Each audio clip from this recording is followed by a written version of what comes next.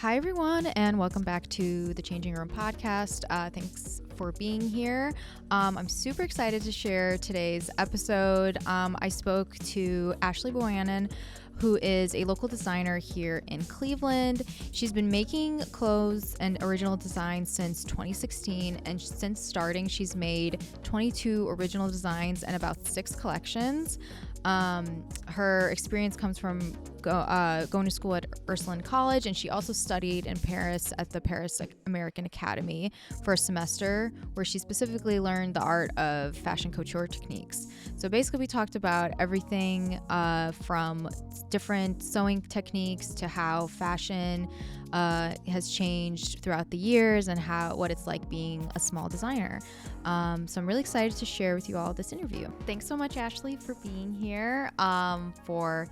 So this is the 3rd episode of the Changing Room podcast, and it's the first episode of 2023, which is pretty exciting. So thank you for being here. Thanks for having me. So I kind of want to start, how's your 2023 going? Do you have any intentions, resolutions, whatever you may call them? Mm-hmm.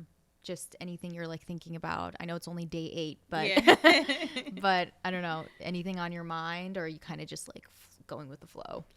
No, I'm definitely setting out 2023 with some intention. Mm-hmm. It's kind of like a rollover from last year, just a continuation, but kind of detoxing things that didn't work, or detoxing old mindsets and getting clarity, kind of just decluttering and setting better intention, better goals and stuff like that. That's good. Yeah, I'm kind of the same way. I kind of want to, I feel like the last 2 years I didn't do a lot of resolutions for the new year's, but then this year I'm like, okay, I want to kind of get back to making a vision board and, being more intentional, but, obviously not letting it get too overwhelming either. Right. Yeah. Because then that can get a lot. For sure. So the question I kind of ask everybody just to start out with is, what are you wearing right now? And is there a story behind your outfit that you're currently wearing? Mm-hmm. And or what have you been wearing lately? What have you been enjoying? Yeah. For your personal style. Today, because it's Sunday and I knew that I would be going to church, which we don't necessarily have to dress up for. And I knew I was coming here afterwards. I wanted to do something that would work for both settings. Yeah. So today I wanted to just, wear this skinny jeans look good on me because I'm tall and kind of curvy up top. And then I just wanted to throw on this button up that I got from Forever 21. Love My it. jeans are from Zara. And then just threw on some accessories to kind of, liven it up and I love the silver. Thank you. I've been into silver. I've Me too. always been into gold. Yeah. But I think over the last couple of years, silver has really caught my attention. Yeah. I've been buying more of it. Yeah. Me too. I don't know what that shift has been. I feel like it's become more. Oops, my email. I feel like I don't know. I feel like it's become a little more trendy too. I don't know if I've just been seeing it more on my TikTok feed, but I don't know. I also just got a lot of silver rings, and then I'm like, okay, well maybe let's expand to earrings and stuff. So yeah, we're kind of matching with the similar I don't know, hardware you would call it. Yeah.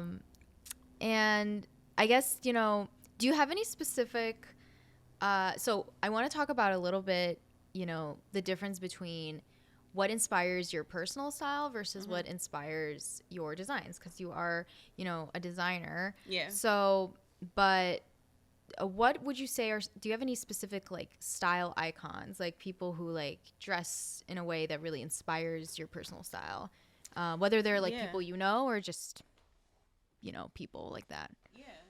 So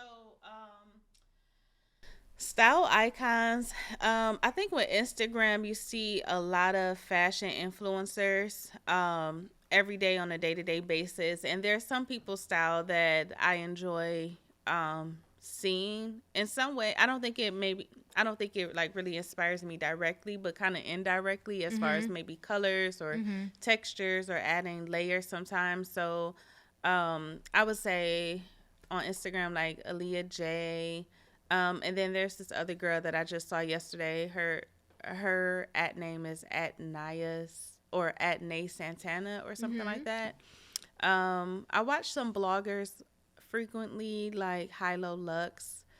When it comes to celebrities, I think it's the stylist for me that really, brings out the looks on the celebrities. What are some of your favorites? I think her name is Jodie Turner. I hope I'm not getting that right, but she played in Queen and Smith. She played the main character. Oh, okay. And her style is amazing. I love her style. When Cardi B does high fashion looks, I love her look as well. I believe her stylist is Colin. So I really love that high fashion look. So I would say those are the people who are kind of like my fashion icons. And then, of course, Rihanna, she's a staple. But these are probably some of the newer people because she's been in the game for a long time. Yeah. But when it comes to designing and my personal style, I designed kind of like art. You know, I kind of start with the fabric. The fabric is my canvas, and I'm like, okay, this would be a really pretty dress or a really pretty top or a really nice jacket, and then I'll start to construct it. And as I'm designing it, I'm like, okay, let's add some embellishments on it to complete the look, to give it some characters, to give it some, some interesting factors to it. And then I just add on, shoulder pads or little embellishments on the side, or maybe do a contrasting trim to give it, a complete look. And then I kind of apply that same thing to my style, not so much when it comes to each individual garment, but when it comes to putting my looks together. Yeah. You have those you have a base, and then you have the elements to bring it out. Yeah. That's you just cool. Build on it, and then just pair different things with it to complement it and give a full look. Awesome. Yeah. I love that. And so tell me a bit about so your brand's called Bohannon and Co. Bohannon and Co. Love it. Yeah. So how did the brand get started? And you can talk a little bit about, if you want, your schooling or your, studying fashion and kind of the precursor to starting the brand, but kind of how did it come to be? Well, it was a journey. I think it started, at home when I was living with my grandmother, and I just graduated from, did I just graduate? Or maybe it was about a year or two later after graduating from Ursuline College, where I got my Bachelor of Arts degree. And just wanted to work in fashion really bad, and just wanted to be creative. And so I started to create garments and then post it on Instagram. And people that knew me was like, oh, I want you to make me that. And I was like, oh, for real? Okay.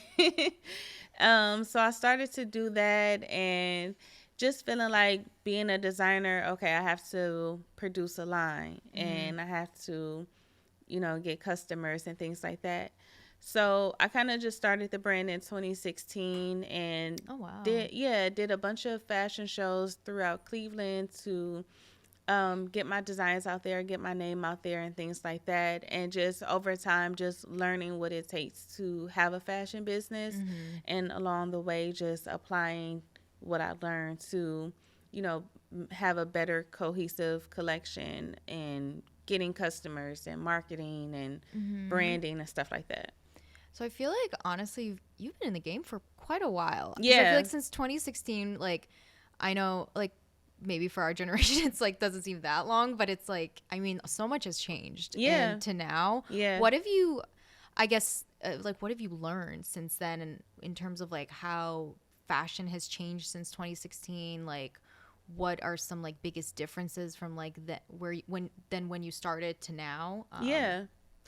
I would say a few things. For one, it's not the traditional way, the traditional business model, and having a brand is different. Yeah. When I started, it was you have to have a collection, and then you have to do a fashion show, and then, you get customers from that. And But now it's different. You can do a made to order type of business model where you can make a garment, put it online, or send it out to your customers, however you decide to, and then create the pieces as the orders come in. So you don't have to have inventory up front.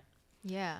Even with marketing, it's different on social media. Now, I feel like in 2023, which was a continuation from 2022, there's more of an emphasis of telling a story on Instagram and when marketing to your customers. Yeah. Which now that I think about it, I think that's great.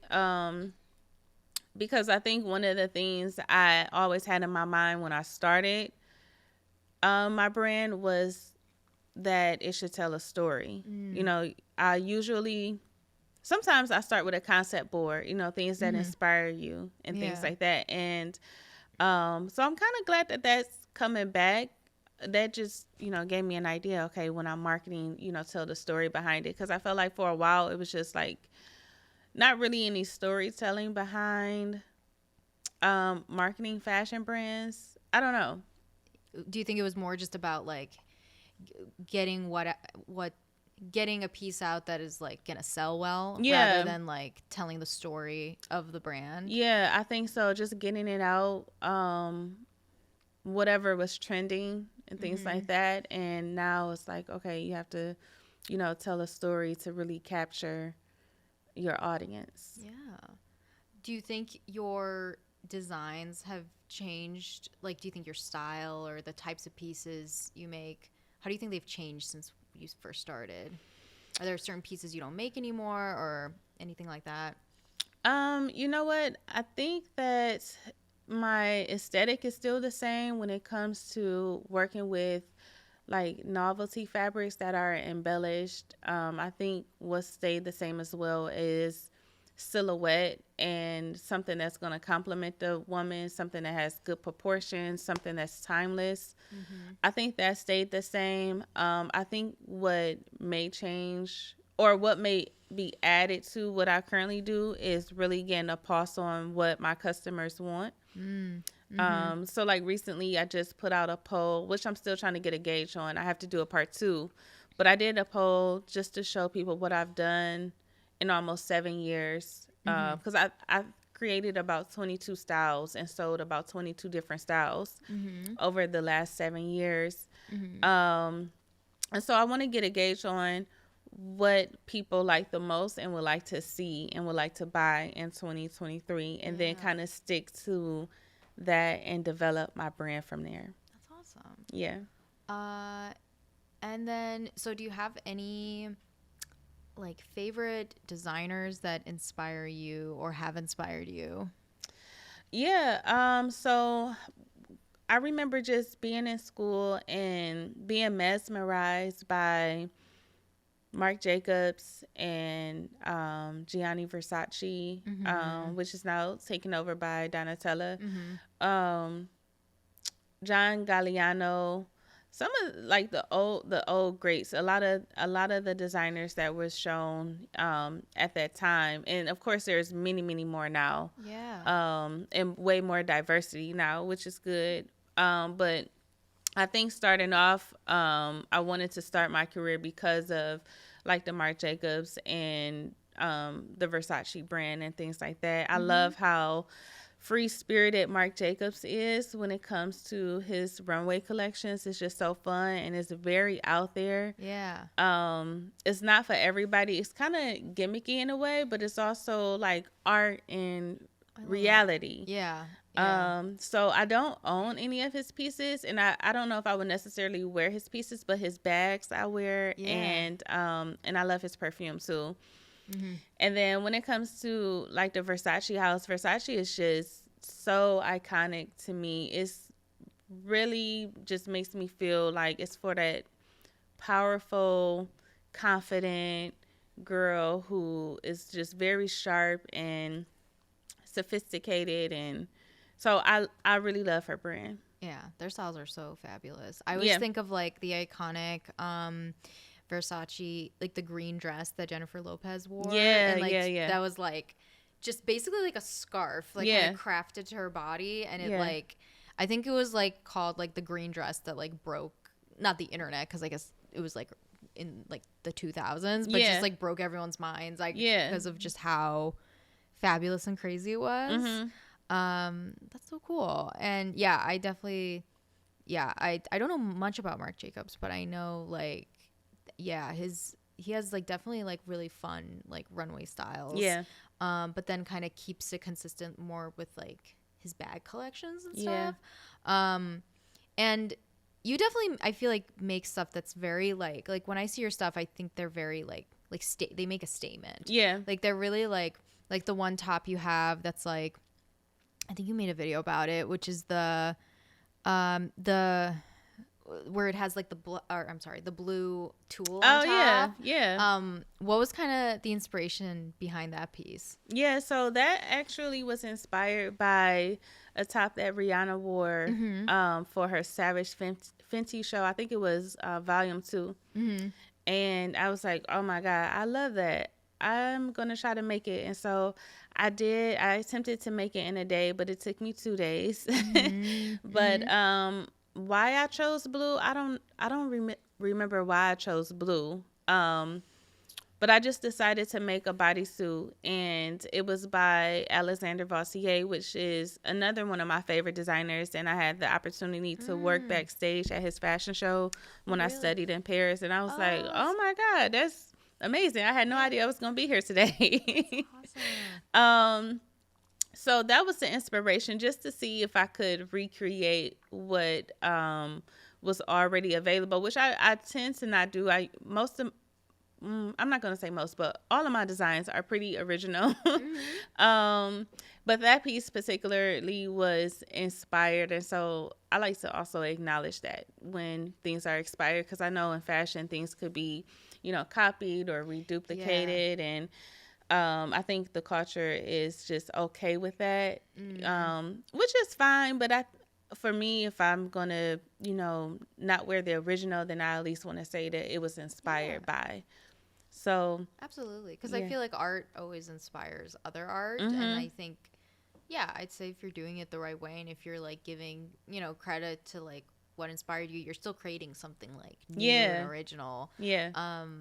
I don't know if you've heard or seen of like a lot of the stories that have come out semi recently about specifically like kind of bigger brands stealing smaller designers designs. I don't know, I've seen some, I can't think of any specific ones, like basically on TikTok, people just talking about how like, oh, I had this specific like dress or bodysuit, and like a brand like Shein like it ends up like grabbing it for sure. And I think that's wrong.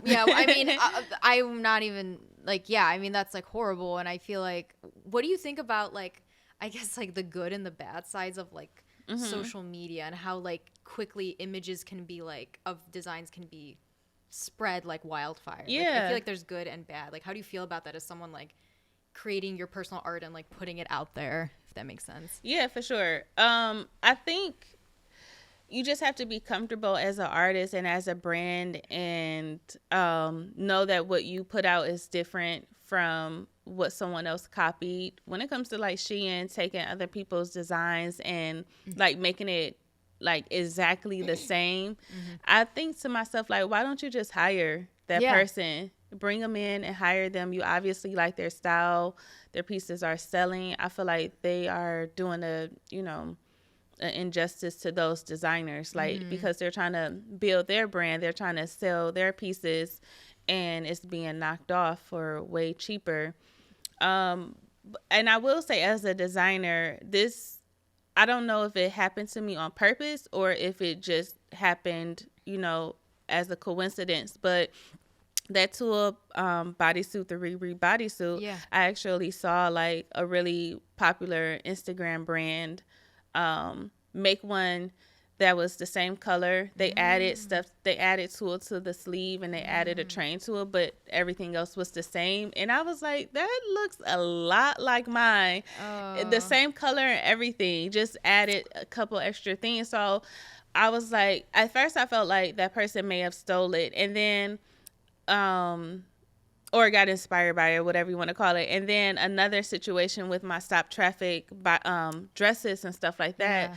Another Instagram brand made a jumpsuit out of the same material that was a little bit similar, but had added details to the sleeve and stuff like that. Yeah. And that's a very specific type of material from what I remember. It's very specific. But I will say too, even though I felt like, dang, like this person, you know, they have a bigger audience, you know what I'm saying, and probably a large customer base, I'm assuming. Whereas I put it out there, you know, I'm not mad about it or anything like that, because I also think about, like, there's things that I have in my studio that I've created and haven't put out, and I've seen other big brands make it. So I think sometimes it just happens, like, you know, as a coincidence. Like, I'm making this white sequence turtleneck tops. Like, turtlenecks are probably a staple in my and in my collection too. I just turtlenecks a lot, and so I have a white sequence turtleneck is see-through, and I just saw Laquan Smith. He has a purple version that's out in the market. So he has no idea that I made that. You know what I'm saying? Right, so I can't really say that. I can't say that he stole it. Of course he didn't. You know what I'm saying? It's just maybe great minds think alike. Oh, yeah. That can happen too. Absolutely. No, that's like a really good point, because I think also, you know, the trends we're seeing kind of impact all of us, like, in different ways. So just, if anything, it's just a reflection of, like, I guess a little bit what's like popular, maybe just, they definitely or what you're thinking. Yeah, exactly. Or you guys probably just maybe happen to have similar styles, which I totally believe. Yep. And I guess, like, speaking of trends a little bit, like, how much do you, I'm always curious how much designers, like, listen to trends, because in a way, like, you know, a lot of bigger designers obviously kind of set the trends, but you could argue maybe influencers nowadays, like, set the trends. But when thinking of your designs, how much do you, and, like, thinking of, like, I guess what your customer base wants, how much do you watch, like, what is trending and what's trending? You know, I see trends, obviously. I think subconsciously they probably, you know, inspire me. But I don't necessarily say, okay, camouflage cargo pants are in this season, or started last season, and so I'm gonna make some cargo pants and camouflage, or I'm gonna make a camouflage jacket. Like, I'm not that type. So I don't necessarily, like, go to trends and things like that. When I design, it's really just thinking in my head what I can see a girl wearing, what I can see myself wearing, something that's going to make me feel good and make me look good, and wanting to create that. Now, where that inspiration comes from, maybe it's, you know, subconsciously in my mind, you know what I mean? But I don't necessarily, like, go to trends. Trends are good. They definitely set the tone. They definitely inspire all of us in some way, shape, or form. But yeah, I'm not like you know, top of the trend, gotta have it, and then you know, rock it. Definitely. And they're, like, changing so fast these days. They change so fast. They're, like, the speed at which they're changing has really evolved because of, like, social media. And it's just become overwhelming. And I always wonder if we're just what's going to happen in the next couple of years in terms of just the fashion landscape in general. Like, are we just going to try and reject trends completely? Is that even possible? Because I know people were wondering, and I guess I want to talk about, 2020 for a little bit, just because I know it was, like, a weird time for, like, getting dressed. And I heard a lot of people at the time saying, like, trends are over because we're not going out and we're not getting dressed. And I don't think it was. I think they just probably adapted, right? Because people were, like, staying home more and stuff. But what was it like, kind of thinking about your, you know, business and making clothing, like, during that time, during that very weird, uncertain time? Yeah, it was kind of difficult for me because my pieces are more statement pieces, more going out pieces and things like that. And during the pandemic, nobody was going anywhere. I think I had a few custom orders for, like, birthdays and stuff that were already planned. So my business ended up shifting to making masks. Oh yeah. Yeah. Yeah. That's where I kind of shifted. And I tried to dabble a little bit into the leisure wear, like even though there weren't any, well, I think there kind of were trends when it came to wearing masks, when it came to Yeah. lounge wear and things like that. Like people were shifting to that when it came to braless or wireless bras and things like that. Like those things are still trends. So like a lot of brands were pivoting towards loungewear. Yeah. And so I dabbled a little bit into that with that same fabric I used for stop traffic, but it was still probably more so like going out and things like that.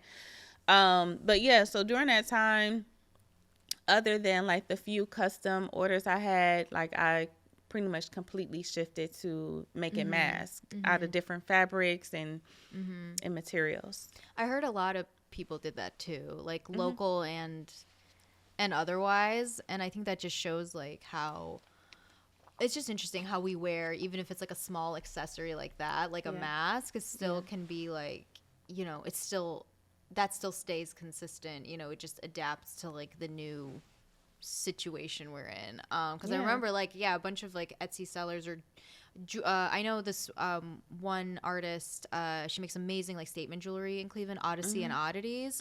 And she kind of, I think, went through, when I interviewed her, like a similar issue where it's like, you know, people maybe aren't thinking about statement jewelry right now. So she started making masks and she started making like, you know, like igniting her business through that, you know, and infusing her style into it. So, Right. Yeah, absolutely. So that's cool that there's still like, there were still ways to like, to navigate. Navigate, yeah, there was definitely still some opportunity, even though it wasn't like, you know, the core of my product line, but you know, people were coming to me, people needed it, and so you just take the opportunity, you roll with it. So in that way, when it comes to like trends, and in that way, and it was also a necessity too, it wasn't just a trend, so you kind of just, you know, go with the flow. Absolutely.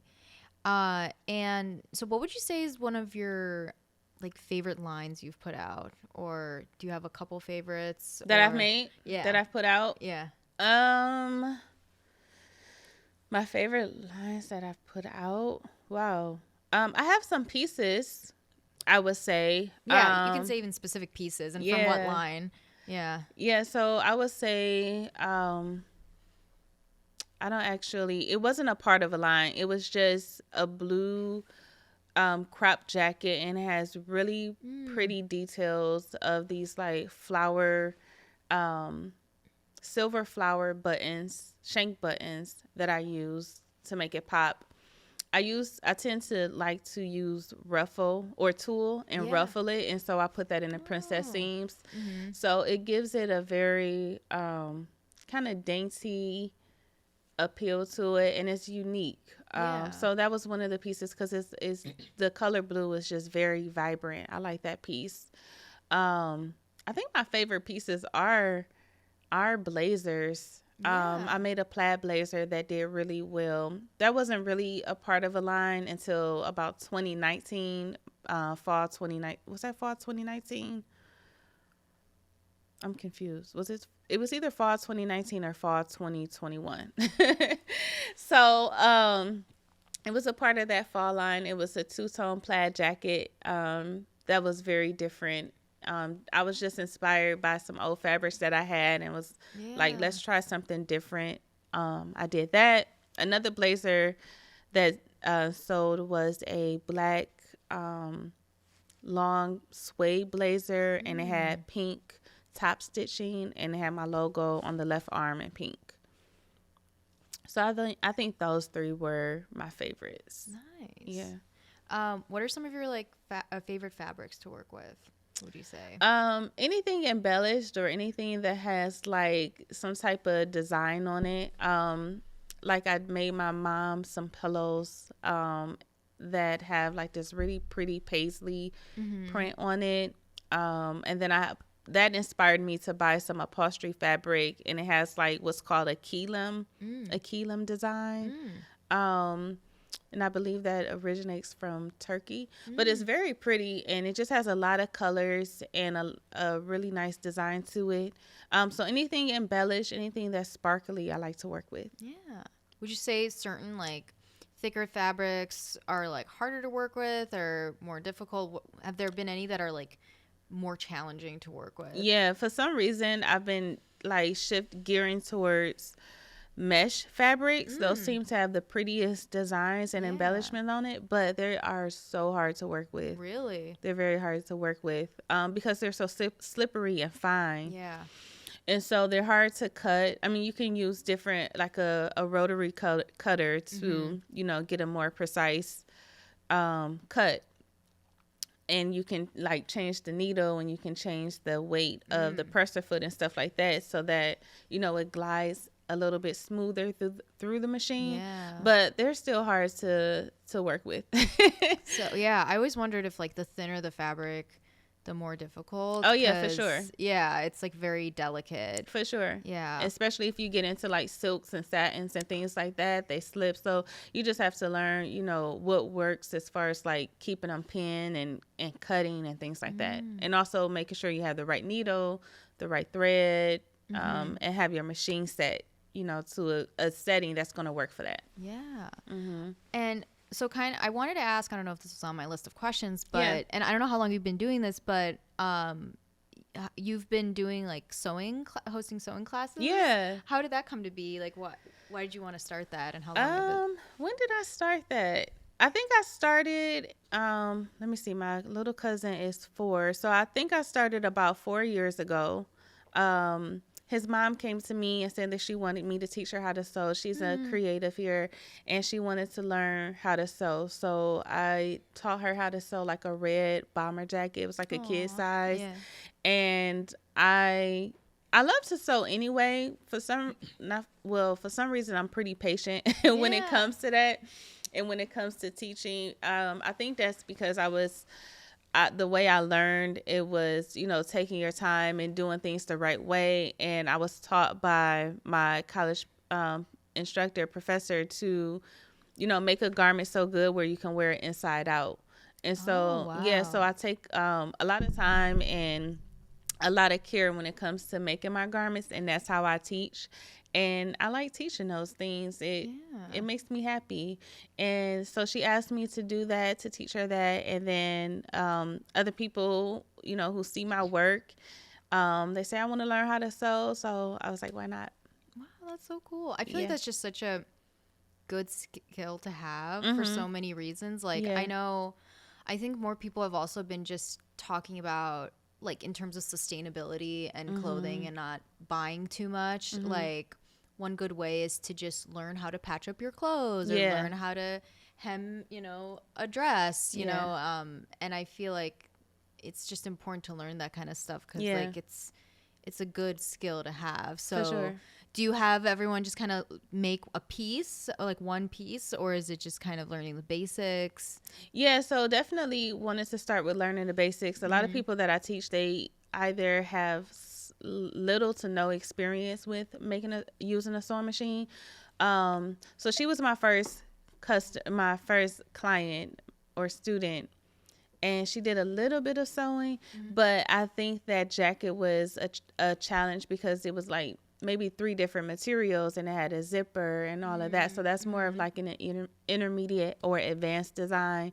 And then my second student, I taught her how to make a wrap dress, and she did a phenomenal job. But at the end, she was very exhausted because she had never sewn before. So I try to scale back. So with these classes that I'm hosting through the end of March, I chose like just very simple designs. Like the past class I had, it was pillow making covers or pillow cover making, just something very simple where you can do straight stitches, but then also get the basics down, understanding your machine, the different type of stitches, how to finish it, choosing a needle and things like that. Just something to get you started.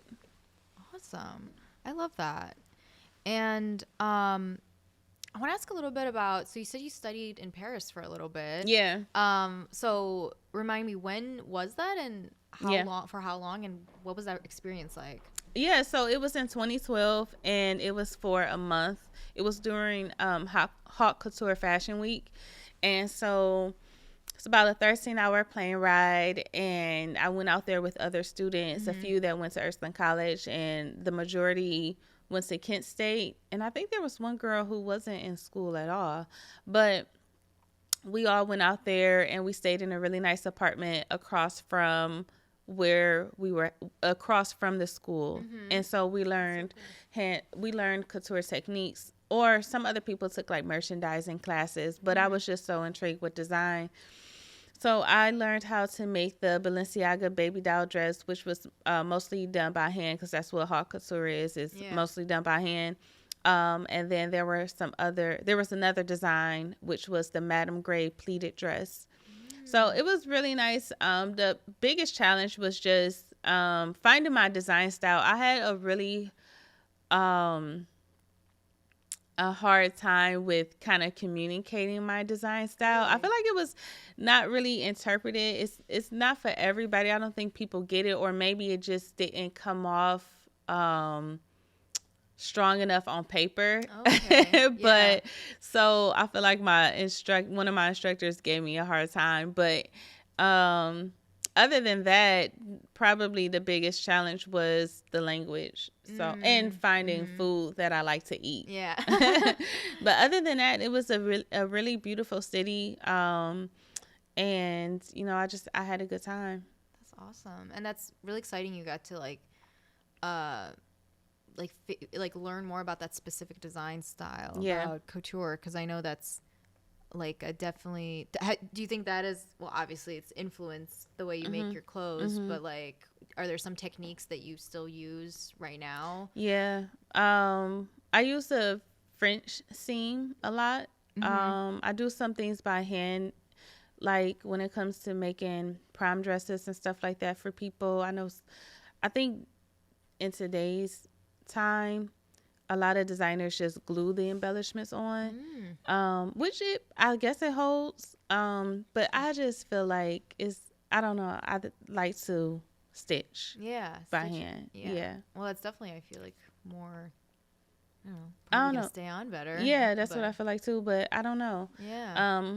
So I definitely like the couture techniques, and I think that's why I finish my garments the way that I do, and that's pretty much what warrants the price, because I make it to a point where if you were to wear it inside out, that it looks like a finished garment as well, like it's fully lined, it has the zippers and I love that, everything. So which also ties back into it being sustainable. It's something that's going to last you years and years, and probably the only thing you have to do is maybe take it in or shorten it or something. I don't know. Yeah. And I feel like I'm hoping like more and more people, like, I'm curious to see what you think of this, because it's like, it's not like a touchy subject, but it's just about fast fashion, and not only how fast fashion is hyper fast in the way it makes the garments, but also how that kind of fast like making of the garment impacts our brain. Because I feel like as consumers, we now expect things to be made so fast and so cheaply because we're so used to it. Oh, for sure. Yeah. Yeah. What do you think about that, I guess? I think people who buy into fast fashion so much, when they want custom things made, they're expecting like that same price point. And that's not realistic, especially because, being in America and putting, the time and the skill into it is different. It's on two different spectrums. So, or two different ends of the spectrum. So with fast fashion and things being, made so quickly, in a way, I like that they have clothes readily available, because we do need clothes. I hate what it does to the planet when it comes to waste and things like that.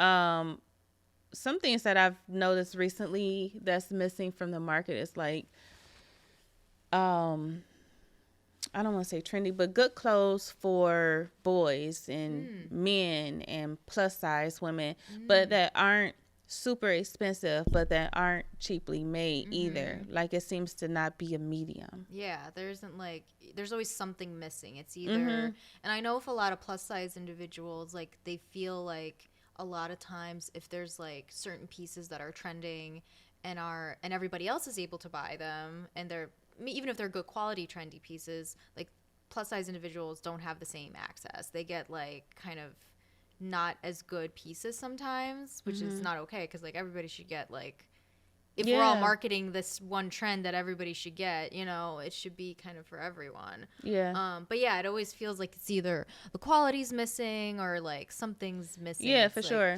Because I do a lot of personal shopping for my grandma.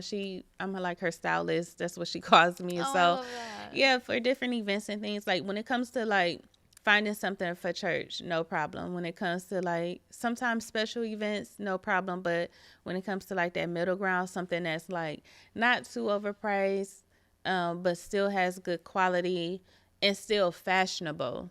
That's what seems to be missing. A lot of, like, we were on, I forgot what I was looking for her, and it was like the only thing that came up was like these boring pieces and like boring colors. And I'm like, where is the rest of, there's way more options when it comes to like non plus size. And so there's like no, like, sometimes just not enough variety, it seems. But there's definitely like, but they're still pushing out all these pieces.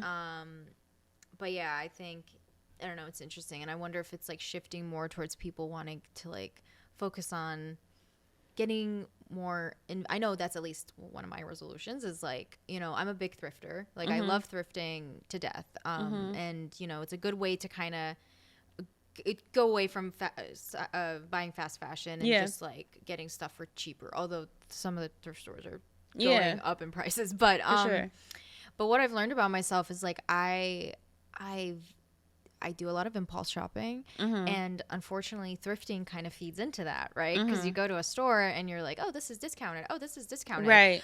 I'm just going to get this. So I've been trying to move towards more like really thinking through each piece I buy and like slowing down. And it's hard, right? Because we were just talking about like how, you know, unsubscribing from emails and like all the ads that we get constantly. But even at a thrift store where it's like, obviously I'm not getting ads for a thrift store, I just feel like, oh, I should get this because it's like you have a love for it. But so then that's why I really appreciate brands like yours and, you know, other small designers that are making these really good quality pieces, yes, at a higher price point, but like like it takes more work, like it's just a fact of, you know. And I just think it's interesting how our brains have been warped, because I see this a lot on TikTok, and it's like one of my gripes, because I like TikTok, but there's some kooky people on there. Oh, for sure. I just see people, like I follow a lot of small designers, and they post something like this piece that they really put their blood, sweat, and tears into, and it's like, you know, it's like between $90 or $100 for like a single piece, and I'm like, oh, that's actually not. In my head, at least, I'm like, that's not that bad. Like, if I really, really wanted this and I felt like I could, like, wear it for a while, like, I'm going to invest in this. And the comments are sometimes like, this is so, you know, expensive. This is so blah, blah, blah. And, like, coming after these small designers. And I'm like, and then it makes me even more angry when we see, like, bigger, like, fast fashion brands copying designs. And it just becomes, like, a cycle. But it's interesting that there's this one creator on TikTok I really like. Her name is That Adult, just at That Adult. Okay. You should check her out. Like hers, she just has really good like conversations about this kind of stuff. How like, why are we like coming after these like small artists that are literally just like charging you for how much work they put into it? So it's just really good to hear like the other side of it. Like that is like amazing that you can turn one of your pieces inside out and it'll look perfect. Like that is hard work. Yeah, definitely. Yeah. But yeah, it's crazy. So you said her at is just That Adult. And her name is Ryan, so it's just like spelled like that. Okay. And she does a lot of like discussions, talks about like a lot of runway shows. Her stuff's really cool, and a lot of the things she talks about, I'm like, whoa, this is like, there's like a whole psychology behind how we shop. It's Yeah. like really, weird, but really interesting too. Yeah. I don't think people should say like what someone is charging is too much. You know what I'm saying? I just feel like you should respect it and respectfully decline. Yeah, you don't have to buy it. Yeah, but to kind of like say, oh, it's too much. Because I used to fall into that a lot, like, and feel guilty. Like, should I, not charge as much?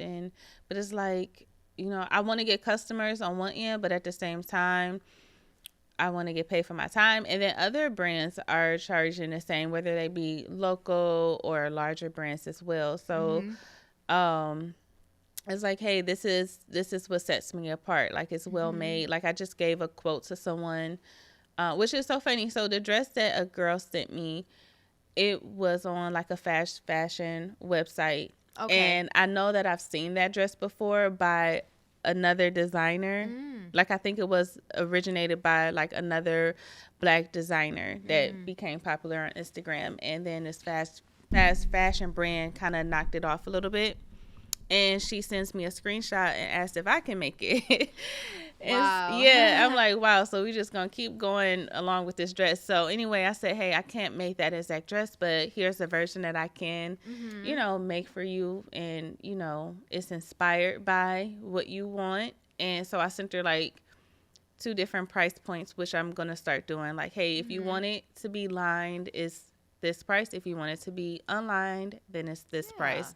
I prefer to do lined because, that's just my brand. I don't know. I take pride in that when it's like well made and there's no flaw about it. And it's just something that's going to stand the test of time years and years down the road. So 100%. And I really respect that because it's like, it's a reflection because, people then wear it out. Like, and you're like, you want your work to speak for itself, for sure. through its quality. Yeah. So that's really cool. I think another question I wanted to ask, since you were talking about one of your clients. Oh yeah. Like, so I guess you obviously do custom orders. So this question would depend on what you're designing. But I guess when you're designing just, I guess, a line in general or just like a collection in general, who is like the person you envision wearing this pieces? What kind of person would it be? Probably someone like myself, which is probably kind of narrow-minded a little bit. But as far as when it comes to like silhouette, because I kind of see it on myself first.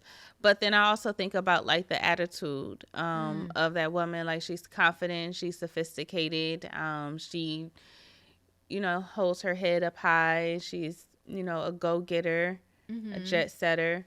So I kind of just think about, I see kind of myself. I never really see a face. I just see a silhouette, and then I see what's on the body. I love that. But some of my favorite inspirations and icons go back to like the movies that I love. The Devil Wears Prada, Miranda Priestling, and First Wives Club. What was her name? Goldie Hawn. I don't remember her name in the movie. Who else? Ginger. The character name was Ginger. I think it was played by Sharon Stone in Casino. Oh yeah. So I think those 3 movies, what I loved about those women, like, they mesmerized me because their attitude were like go-getter, about my money, about my business, and I look good. They wore like really strong jackets and they wore glitzy outfits and they were just dressed like from head to toe. They made a statement when they walked in the room. So when it comes to like designing pieces and designing collections, I'm like, okay, what can we add to make it that? What extra element? And sometimes I would say it's sometimes probably just like all in the details too. Like, would you say sometimes like it's like those small embellishments that for sure. Make it fully evolved, I guess? Yeah, even with like the black suede jacket I described, like it was just a regular black suede jacket, but it was what's gonna make it Bohannon and Co. Let's add some hot pink top stitching to it and a logo to it, which makes it different. And another piece that I made, it never made it to the website or anywhere because it sold, like when I made it, it was like a glittery stretch halter top, and it was backless, and it kind of crisscrossed in the back, and then it had ostrich feathers at the trim that was kind of asymmetrical.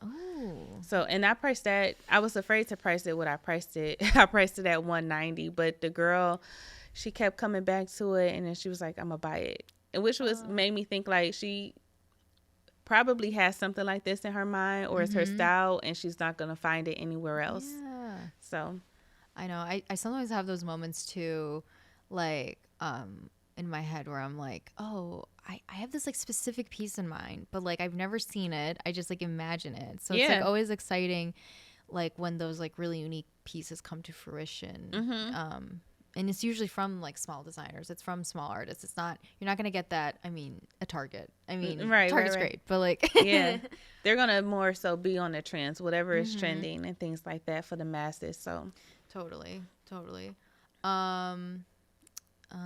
I love Devil Wears Prada. Yeah. Just the movie in general and the outfits in that. They're amazing. Do you have like a favorite, like, I guess, era of fashion? The 70s for 70s, sure. really? Yeah, I feel like that influences my collections. Like I tend to do flare sleeves or flare pant legs. I like the vibe with the hair and with the makeup. So even when I did the shoot for the Riri bodysuit, her hair was kind of like retro. I think it was a vibe from the 60s with the French bun and like the long bang, the long side bang. So I would definitely say the 70s. I like the 50s with the nip waist and the wider hips and shoulders. The 80s had the bow shoulders as well, so I like that. What other era do I like? I think I like the 20s with the glitzy flapper dresses and stuff like that. So yeah, I love how it's just like you can just do a mix of so many different time periods and make it your own. Yeah, for sure. I love that. Let me see here. What else did I want to ask about?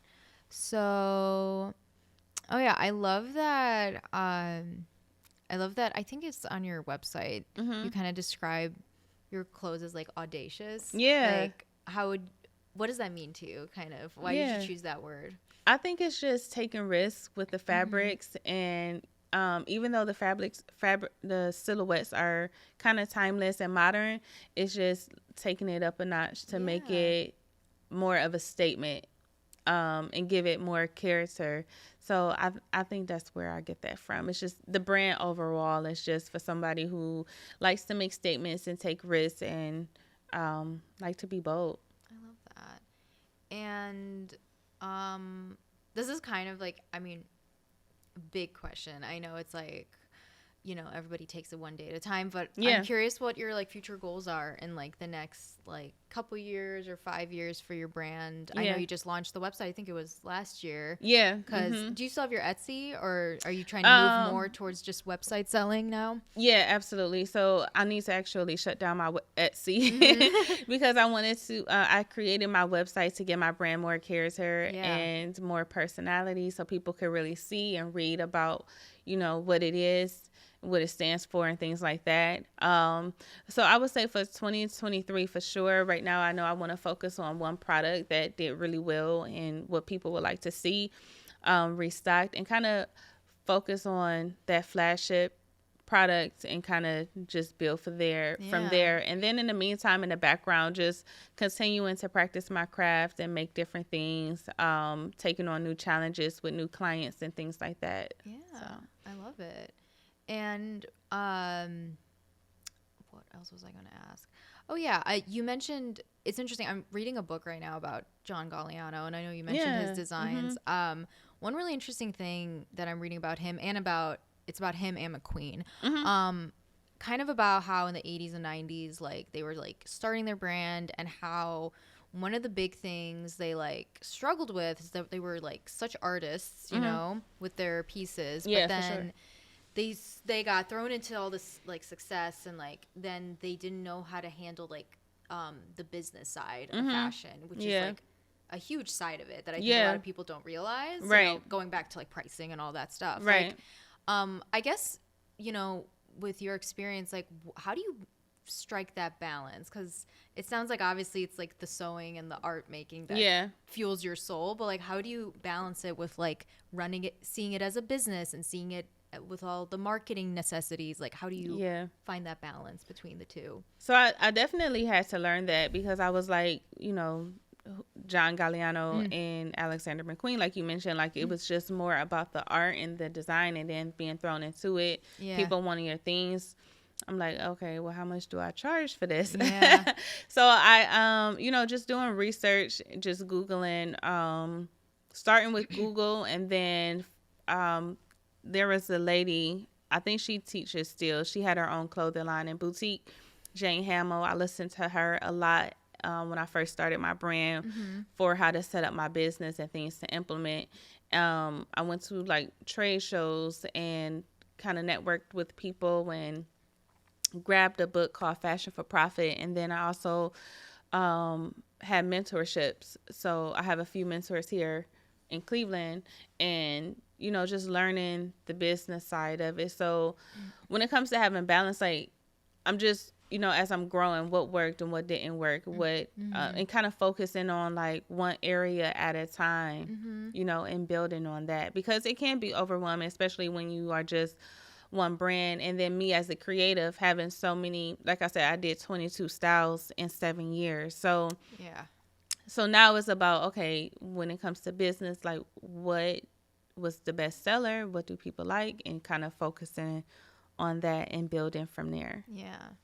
It seems like the early years there was like probably a lot of trial and error, like an experimentation. I didn't know what I was doing. I was just I was just trial and error, just experimenting. Even when I first started sewing and making collections, they weren't really cohesive. It was just stuff that I liked, and put it together. And then along the way, I learned to make it more cohesive. So then my lines became more cohesive.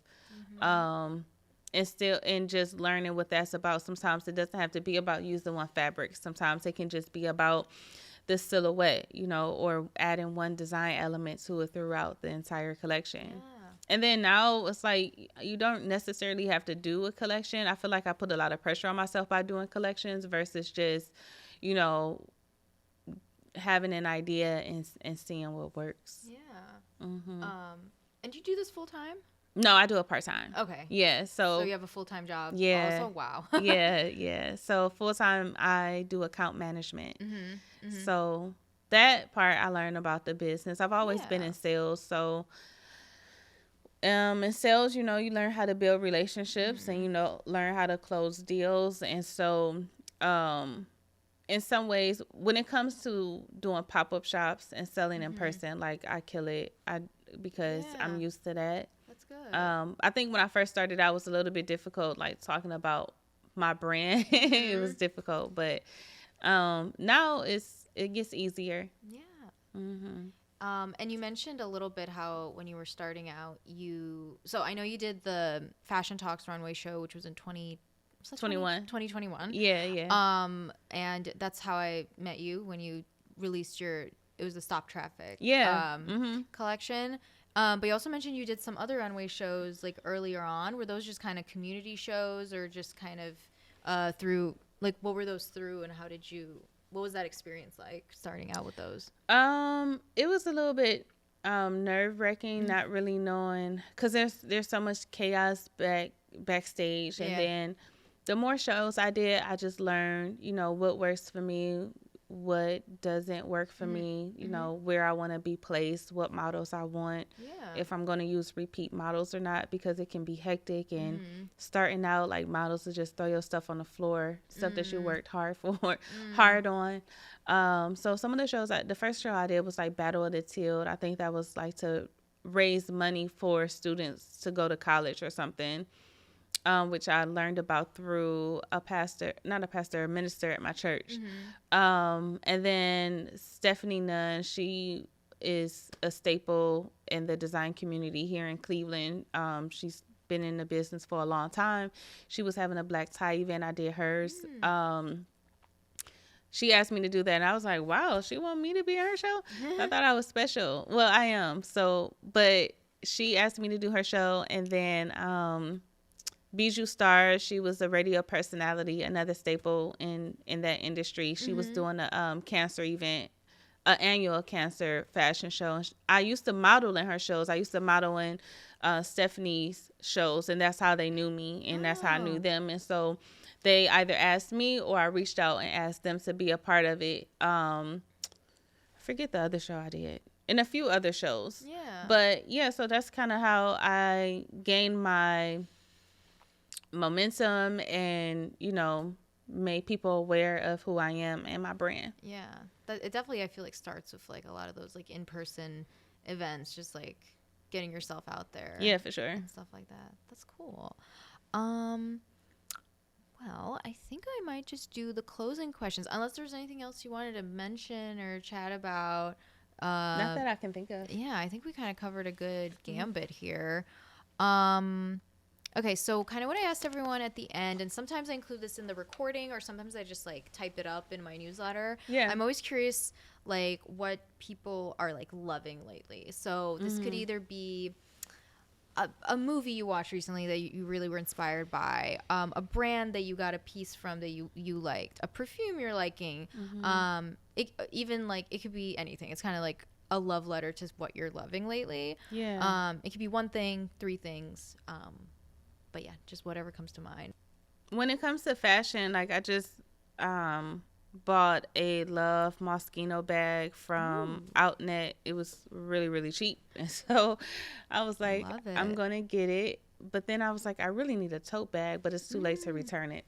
So anyway, I bought that piece because I kind of thought through it, like what I have in my closet. Like I know I have a red bag, but it's a red sequence bag, but I don't have a red everyday bag. And so this will be it. So I think when shopping for your closet, just know what's in your closet and what you need so that, you know, you can buy pieces that you will actually wear and can get use out of. Yeah, definitely. Definitely. I always like to do like also like kind of like an audit of my closet every couple months, like literally just look at what I have. Well, right now I'm trying to do it because like beginning of the year and this month I'm trying not to buy anything. So I'm like, okay, let's just get a good grasp on what I have. Yeah. Because a lot of times I even buy repeats of things and I'm like, what are some of your like designer brands to buy or even just like browse or like on your wish list? Yeah. You know what? I don't pay so much attention to brands, the clothing brands, as I do the retailers. Like one of the retailers I go to often is Forward.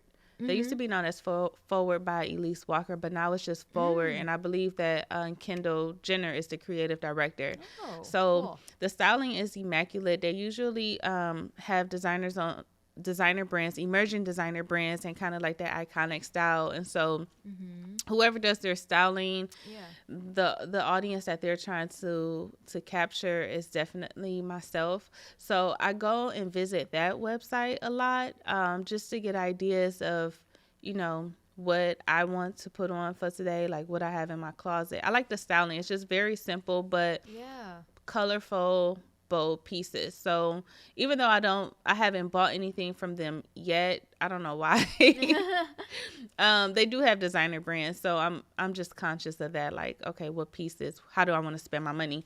But I go to that website a lot. So that's the brand, the retail brand I check for. Okay, I love that. Yeah, I visit a couple. I can't think of any names right now. There's like one called like it's like APOCE, Aposse.